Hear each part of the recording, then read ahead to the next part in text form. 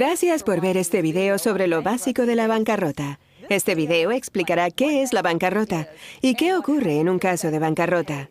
Esta información se ofrece para ayudar a los consumidores como usted a entender el proceso de bancarrota.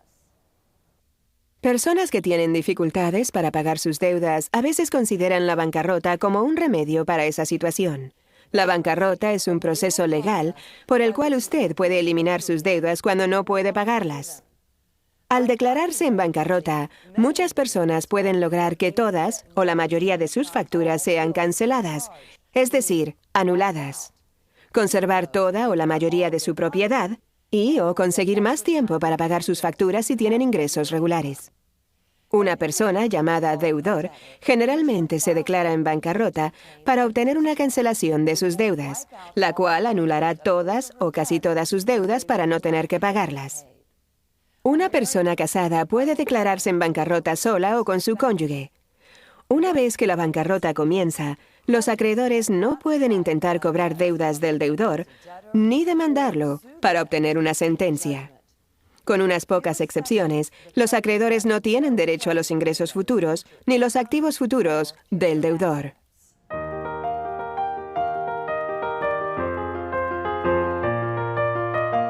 La bancarrota no es el único método para enfrentar demasiada deuda. En algunas situaciones, otras alternativas podrían ser más ventajosas para el deudor, tales como un arreglo extrajudicial con los acreedores, reducción de los pagos a los acreedores, ayuda de un servicio de asesoramiento crediticio al consumidor, o pago de las deudas mediante la venta de activos o la toma de préstamos sobre los mismos.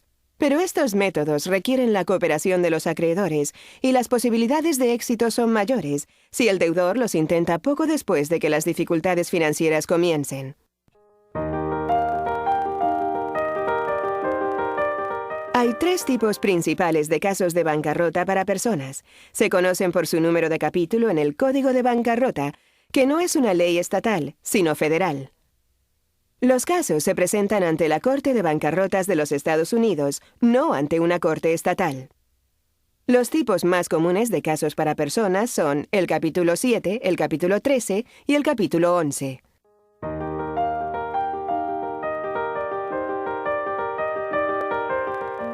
El capítulo 7 es una bancarrota de liquidación y es el tipo de caso más común de bancarrotas.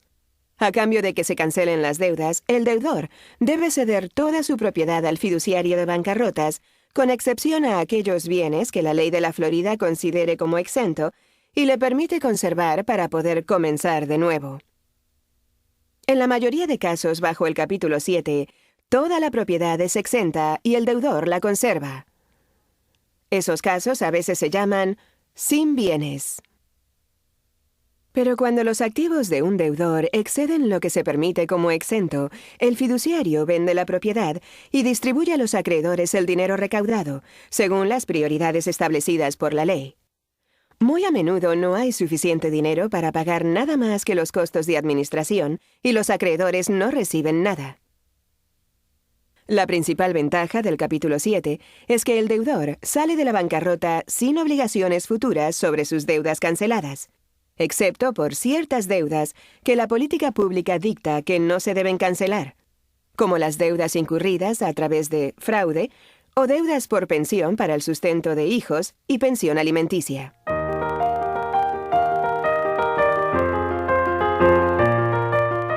El capítulo 13 es usado a menudo por personas que desean ponerse al día con pagos de hipoteca o préstamos de auto y conservar sus activos. En el capítulo 13, el deudor debe proponer de buena fe pagar todas las deudas o parte de ellas usando ingresos futuros durante un período de 3 a 5 años. Si la Corte aprueba el plan de pago, las deudas se pueden liquidar de esta manera, incluso si algunos acreedores no son pagados completamente y no están dispuestos a seguir el plan. Si el deudor hace los pagos de acuerdo con los requisitos, no tendrá que ceder propiedad al fiduciario del capítulo 13.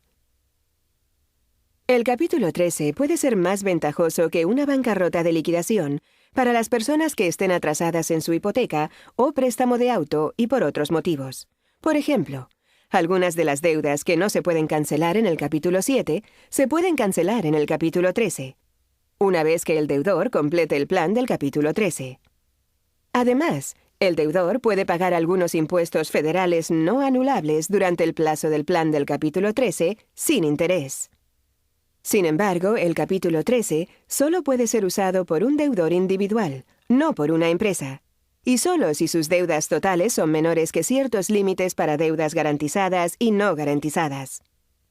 Una persona que realice negocios sin ser una empresa podría usar el capítulo 13 para pagar deudas o liquidarlas durante un periodo de tiempo mientras continúe en posesión del negocio y operando el negocio.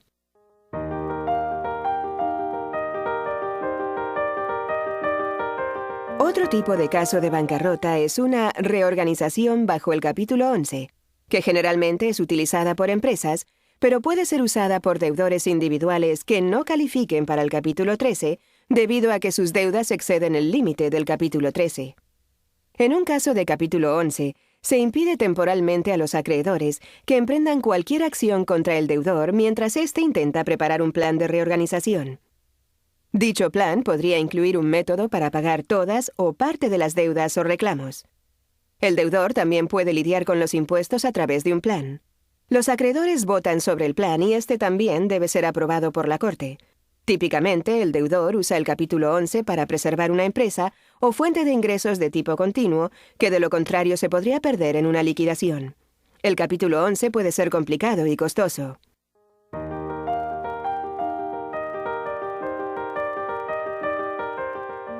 Como dijimos antes, algunas deudas no se pueden anular con una bancarrota. La bancarrota no anula la mayoría de las hipotecas o gravámenes. Si un deudor desea conservar su casa, debe continuar haciendo los pagos de la hipoteca. Si el deudor quiere conservar un auto que tiene un gravamen, también debe continuar los pagos. Un deudor que enfrente la ejecución de la hipoteca de su casa puede usar el capítulo 13 para abonar los pagos atrasados y otros costos, a la vez que hace los pagos regulares de la hipoteca y así conservar la casa. Sin embargo, los gravámenes por fallo judicial y ciertos tipos de gravámenes sobre propiedad personal pueden ser anulados si son gravámenes sobre propiedad exenta. En un capítulo 7, cierta propiedad puede ser rehabilitada de un gravamen por un procedimiento apropiado en la bancarrota, lo cual requeriría pagar al tenedor del gravamen el valor de mercado de la propiedad. En ciertas circunstancias, si un acreedor o el fiduciario tiene objeciones, se puede negar una cancelación a un deudor, y éste seguirá teniendo las deudas como si nunca se hubiera declarado en bancarrota. Algunos motivos por los que se niega una cancelación incluyen transferencia fraudulenta de un bien para esconderlo de los acreedores o el fiduciario, ocultación de bienes, desobediencia o declaraciones falsas a la Corte de Bancarrotas. Dichos actos también pueden constituir delitos federales, por los cuales el deudor puede ser multado o encarcelado. Hablaremos más sobre eso en otro segmento de este video. Ciertos tipos de deudas, como pensión para el sustento de hijos, pensión alimenticia, la mayoría de los préstamos estudiantiles, algunos impuestos federales sobre la renta y los impuestos retenidos por el empleador, no se pueden cancelar en una bancarrota. La conducta negligente del deudor puede hacer que algunas deudas no sean anulables, como incurrir en cargos de tarjeta de crédito cuando no tenga intención ni capacidad de pagar, u obtener préstamos usando información financiera falsa. El Código de Bancarrota establece períodos durante los cuales un deudor que presente más de un caso no puede recibir una cancelación de deudas. Es decir, solo puede obtener una cancelación de manera infrecuente. Estos periodos difieren según bajo qué capítulo se haya declarado antes en bancarrota y bajo qué capítulo esté su caso actual.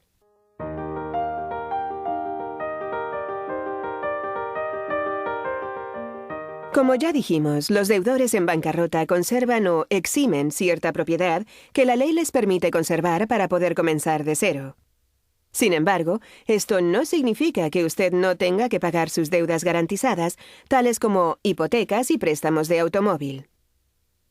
El proceso de exención significa que un fiduciario del capítulo 7 no puede vender la propiedad exenta del deudor para beneficio de sus acreedores, solo puede vender propiedad no exenta.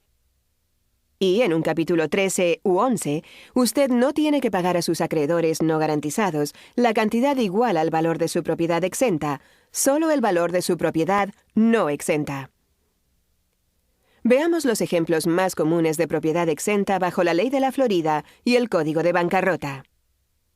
Su vivienda familiar, excepto que el valor neto en dicha vivienda puede tener un límite o no estar exento en cierta medida si usted se mudó aquí recientemente, tomó dinero de activos no exentos y lo puso en su vivienda familiar, o no ha poseído dicha vivienda por un periodo específico.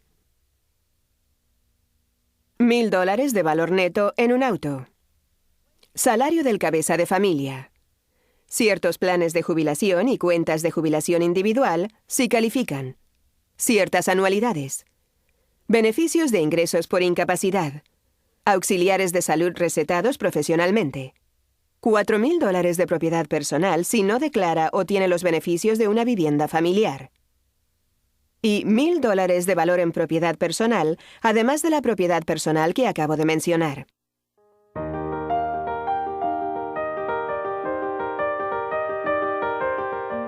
Antes de declararse en bancarrota, usted debe participar en una sesión informativa ofrecida por una agencia de asesoramiento crediticio aprobada por el gobierno. El Código de Bancarrota se modificó en 2005 para requerir que, antes de declararse en bancarrota, la mayoría de deudores individuales completen esta sesión especial, cuyo fin es explorar si hay alguna alternativa a la bancarrota en su situación particular. Las agencias aprobadas se pueden encontrar llamando a la Corte de Bancarrotas de su área o accediendo a la lista que está enlazada desde el sitio web de la Corte. El costo varía, y algunas agencias lo reducirán o eximirán, según sus circunstancias. Un caso de bancarrota se inicia presentando una petición a la Corte de Bancarrotas del Distrito y División Judicial Federal donde el deudor reside. La petición contiene una solicitud de alivio de deudas bajo uno de los capítulos del Código de Bancarrota. Un deudor debe presentar una declaración sobre diversos asuntos financieros y revelar todos los acreedores y activos en unas planillas. Y debe llenar un formulario que muestre si la bancarrota debe ser bajo el capítulo 13 en lugar de bajo el capítulo 7, dada la cantidad de dinero que quede cada mes después de deducir los gastos domésticos razonables. Este es el formulario de prueba de medios de vida. La mayoría de los deudores debe pagar una tasa judicial, a menos que sus ingresos estén bajo ciertas limitaciones, en cuyo caso el deudor puede solicitar una exención. La tasa judicial está establecida por ley y varía según el capítulo del Código de Bancarrota. La tasa es pagadera en efectivo, cheque certificado o giro postal, y a veces se puede abonar en 4 plazos mensuales tras solicitarlo.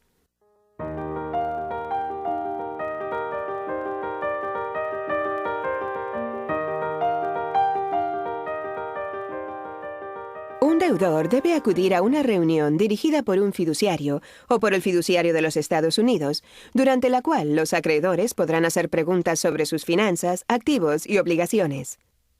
Es la reunión de acreedores, pero algunas personas la llaman Reunión 341, porque se requiere en la sección 341 del Código de Bancarrota. Cuando vaya a una corte federal, probablemente tendrá que pasar varios controles de seguridad. Deberá mostrar una identificación con foto válida para poder entrar. Una licencia de conducir vencida no se considera identificación válida. Además, muchos edificios de las cortes y lugares de reunión de acreedores no permiten llevar teléfonos celulares, cámaras u otros dispositivos electrónicos. Veamos lo que ocurre en una reunión 341. Nuestro próximo caso es Rosario López. Señora López, acérquese. ¿Puede poner su identificación con foto? Claro. ¿Y su verificación de número de seguro social sobre la mesa? Gracias. Pista número 14, reunión de acreedores de la sección 341 para Rosario López, número de caso 075-1316-CPM.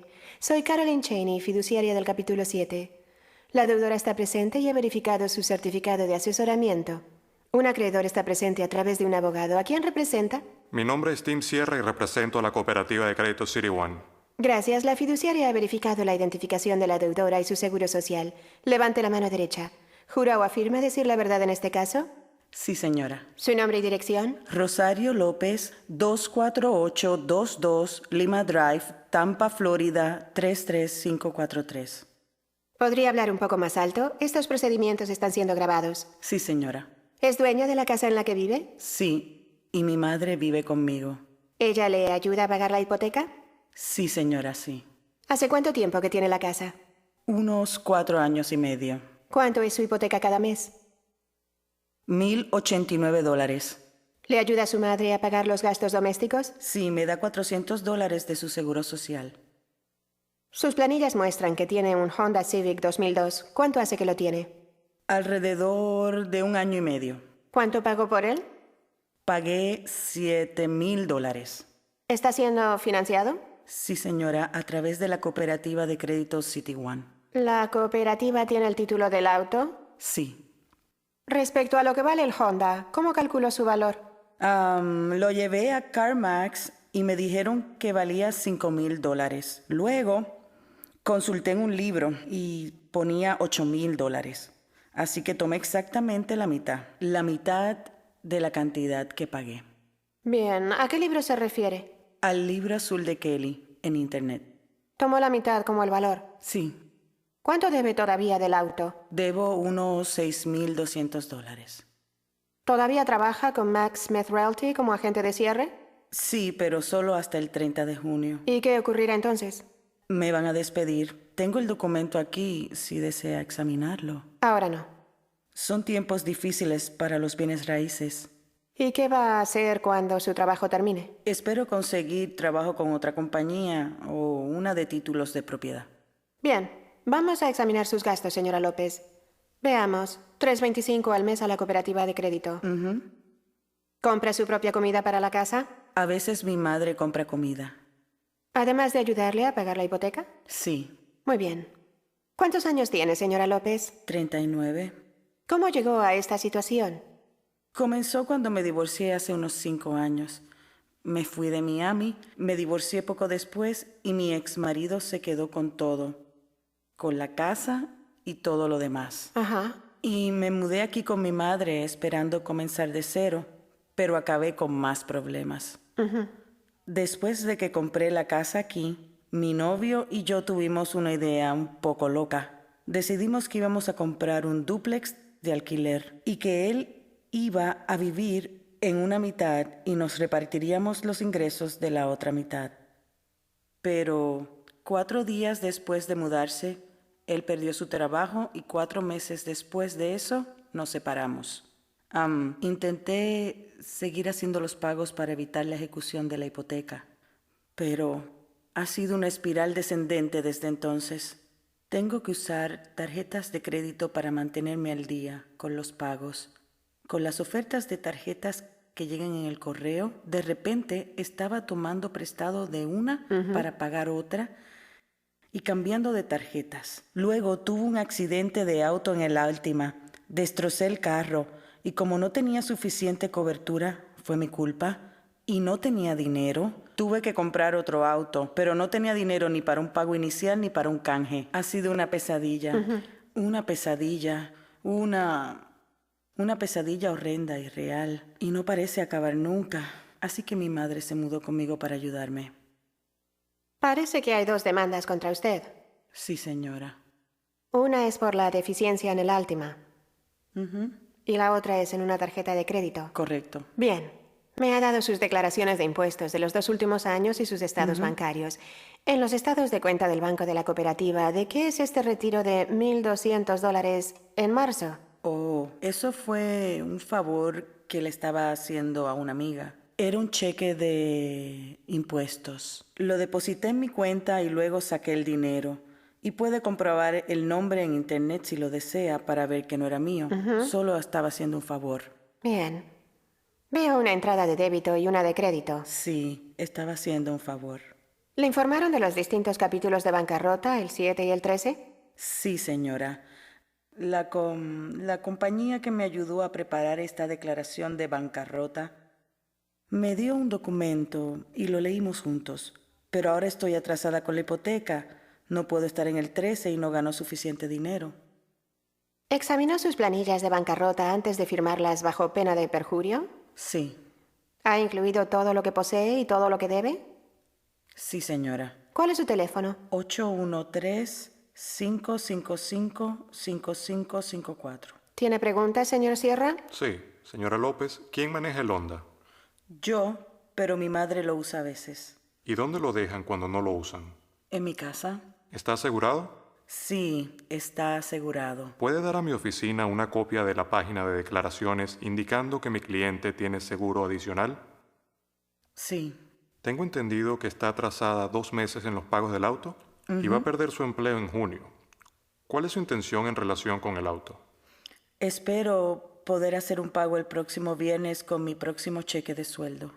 Si mi cliente pusiera 2 pagos al final del préstamo y redujera su tasa de interés, ¿reafirmaría usted la deuda? No estoy segura de lo que eso significa, pero creo que debo considerarlo. Podemos hablar de esto afuera. No tengo más preguntas. Gracias. La fiduciaria no tiene más preguntas. Terminó su reunión. Gracias, señora López. Gracias.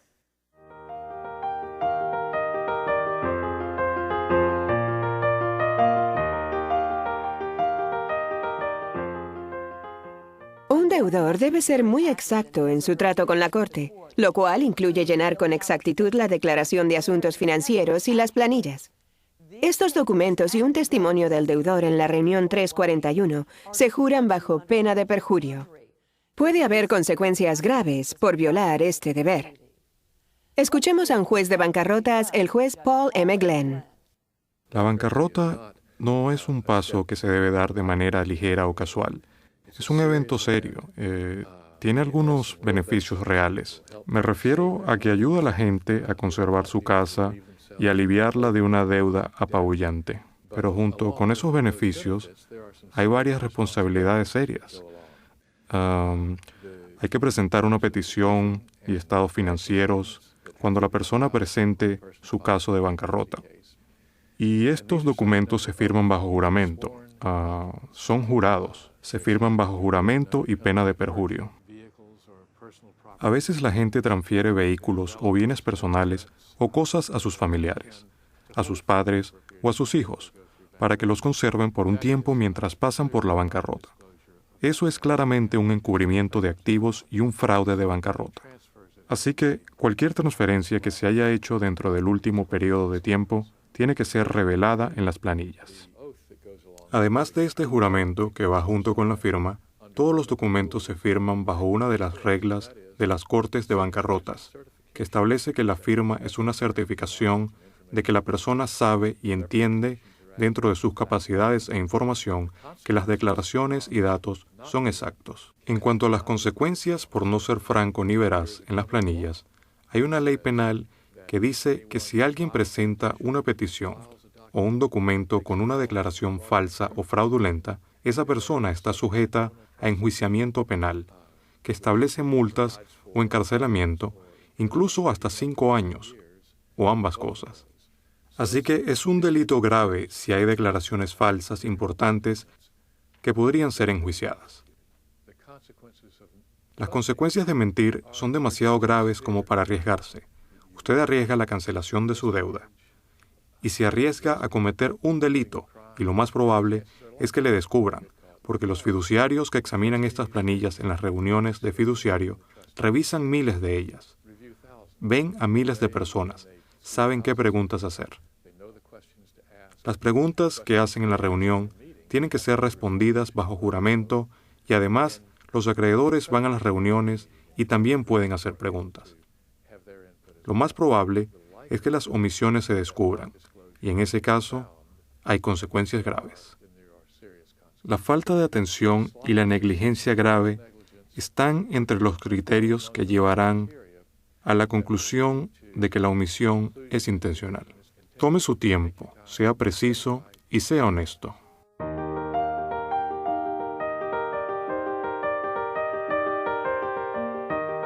Dependiendo del capítulo bajo el cual se declare la bancarrota y la complejidad del caso, puede que el deudor se deba presentar a audiencias ante el juez de bancarrotas. Un ejemplo típico es una audiencia de reafirmación en un caso bajo el capítulo 7, donde el deudor quiere reafirmar una deuda garantizada, por ejemplo, por un auto o mobiliario, pero antes de aprobar el acuerdo, el juez se debe asegurar de que el deudor pueda hacer los pagos. Generalmente, la intervención de un deudor ante el juez de bancarrotas suele ser muy limitada. Un deudor de capítulo 7 típico no se presentará ante la corte y no verá al juez a menos que se presente una objeción en el caso o se deba realizar una audiencia de reafirmación. Puede que un deudor de capítulo 13 solo tenga que acudir a una audiencia para que la corte confirme, es decir, apruebe, el plan del capítulo 13. Además, los procedimientos de la corte son serios y solemnes. Por lo tanto, todas las personas que comparezcan ante la corte deben usar atuendo apropiado de negocio de acuerdo con su capacidad económica. Entre otras cosas, un saco y una corbata son apropiados para un hombre, y un vestido o un traje pantalón es apropiado para una mujer. Algunas cortes tienen sacos de hombres para prestarlos con el fin de comparecer ante la corte, pero la mayoría no los tienen. Veamos lo que ocurre en una audiencia típica sobre si se debe aprobar el acuerdo de reafirmación de un deudor. Número de caso 0751316, Rosario López. Buenas tardes, señora López. Buenas tardes, su señoría. Según el Código de Bancarrota, cuando alguien desee reafirmar una deuda, debo celebrar una audiencia para discutir con usted las alternativas a concertar el acuerdo de reafirmación y las consecuencias de hacerlo. También debo tomar una decisión que sea la mejor para usted y no le imponga una dificultad indebida. Respecto a las alternativas, una de ellas es reafirmar la deuda y por eso está usted aquí. Otra es que yo podría aprobar un acuerdo mediante el cual usted recompre el auto. Se llama rehabilitación basada en el valor del auto según yo lo determine. A veces es menos que la deuda. El único problema es que tiene que conseguir el dinero en efectivo. La tercera alternativa se llama renuncia. Eso le da a usted la oportunidad de devolver el auto y quedar libre de responsabilidad adicional. Es algo que vale la pena considerar si los pagos del auto excedieran lo que usted podría pagar razonablemente. Si usted reafirma la deuda, las consecuencias son que será responsable de la cantidad completa y si más tarde tiene problemas económicos, no solo pueden recobrar el auto, sino que pueden hacer la subasta y reclamarle cualquier cosa que quede después de aplicar el dinero recaudado en ella. Por último, debo dictaminar que el acuerdo es lo mejor para usted y no le impone una dificultad indebida. Ahora que hemos discutido esas alternativas, ¿tiene alguna pregunta? No, su señoría. ¿Y aún quiere seguir? Sí. Tengo entendido que este automóvil es un Honda Civic 2002. Sí, su señoría. ¿Está al día en los pagos? Estoy atrasada 2 meses en los pagos. Está atrasada 2 meses. ¿Tiene algún arreglo para ponerse al día con el prestamista? Sí, el abogado del acreedor me dijo que podría poner esos 2 meses atrasados al final del préstamo y que también estarían dispuestos a reducir la tasa de interés para disminuir el pago mensual. Eso es muy importante porque una vez que reafirme la deuda, si se atrasa en los pagos, podrían reclamarle de inmediato los pagos atrasados. ¿Conduce usted personalmente este auto? Sí. ¿Lo necesita para ir al trabajo como principal medio de transporte? Lo manejo y lo uso para ir al trabajo y también para llevar a mi madre a sus citas médicas. Bien, basado en eso, dictaminaré que este acuerdo es lo mejor para usted y no le impone una dificultad indebida. Ingresaré una orden con ese fin y recibirá una copia por correo. Mientras tanto, asegúrese de estar al día con esos pagos. Lo haré. Gracias, señora López. Que pase un buen día. Gracias, señor juez.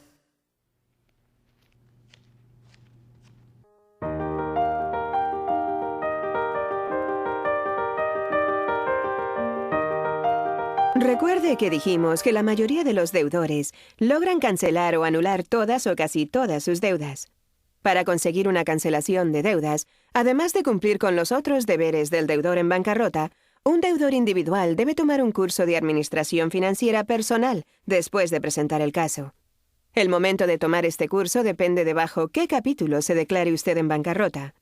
Al igual que con la sesión informativa de crédito pre-bancarrota, los proveedores aprobados para impartir el curso se pueden encontrar llamando a la Corte de Bancarrotas de su área o accediendo a una lista que está enlazada desde el sitio web de dicha corte. El costo varía y algunas agencias lo reducirán o eximirán, dependiendo de sus circunstancias. Cuando haya obtenido la cancelación de sus deudas, los acreedores no podrán intentar cobrar ninguna deuda cancelada. Si lo hacen, el deudor puede presentar una moción a la Corte, reportando la acción y pidiendo que se reabra el caso para tratar el asunto. La Corte de Bancarrotas hará esto a menudo para asegurar que no se viole la cancelación de deudas. La cancelación de deudas constituye un mandato por ley permanente que prohíbe a los acreedores emprender acciones, incluyendo enviar una carta de cobro o entablar una demanda, con el fin de cobrar una deuda cancelada. Un acreedor puede ser sancionado por la Corte por violar el mandato de cancelación de deudas. La sanción normal por violar dicho mandato es desacato civil, lo cual es a menudo castigable con una multa. Independientemente de la cancelación, usted puede pagar voluntariamente cualquier deuda cancelada si así lo desea.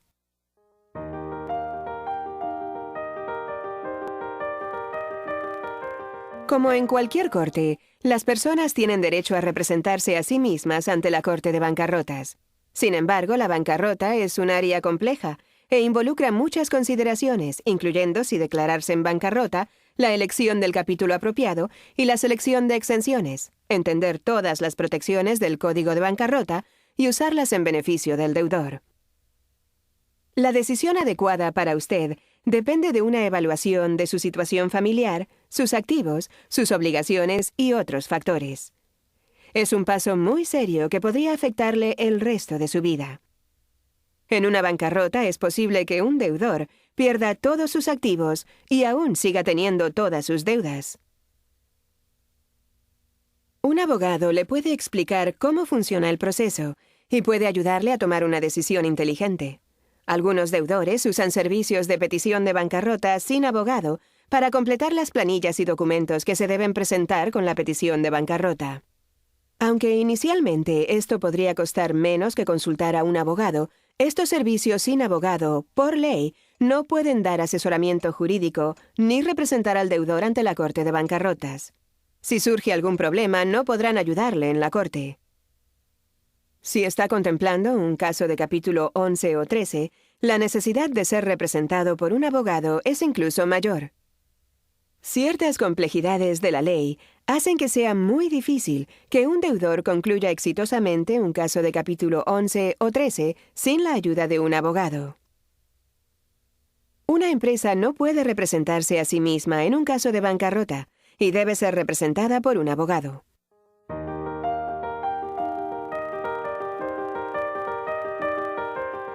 Si necesita un abogado y no sabe cómo encontrarlo, muchas áreas de la Florida tienen servicios de referencia de abogados bajo Abogado o Servicios de Información y Referencia en las páginas amarillas del directorio telefónico. Este servicio le dará una cita con un abogado por una tarifa nominal.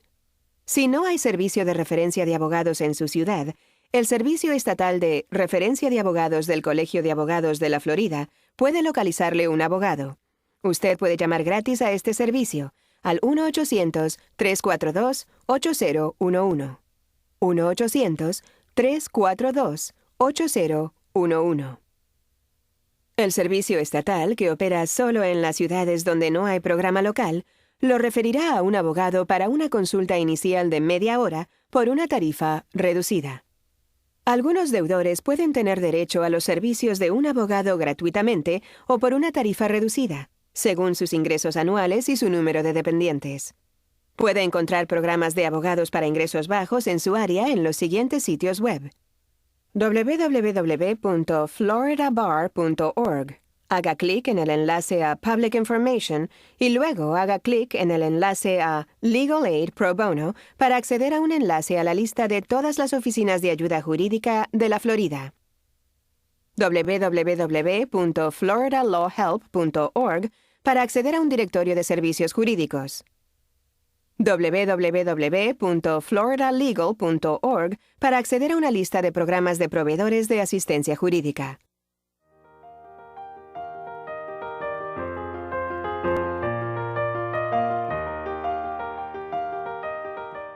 Espero que este video le haya parecido informativo y útil mientras considera si la bancarrota es el remedio para su situación. Si tienen más preguntas sobre la bancarrota, puede obtener folletos informativos a través de la Corte de Bancarrotas y puede acceder a información adicional en el sitio web de dicha corte, que incluye enlaces útiles para deudores. Un buen enlace es el enlace al documento Lo básico de la bancarrota, publicado por las Cortes de los Estados Unidos. Este sitio web es www.uscourts.gov/bankruptcy courts/bankruptcy basics. HTML. Recuerde que las leyes de bancarrota ayudan a la gente que ya no puede pagar a sus acreedores a comenzar de cero, liquidando sus activos para pagar sus deudas o creando un plan de pago. Buena suerte con su nuevo comienzo.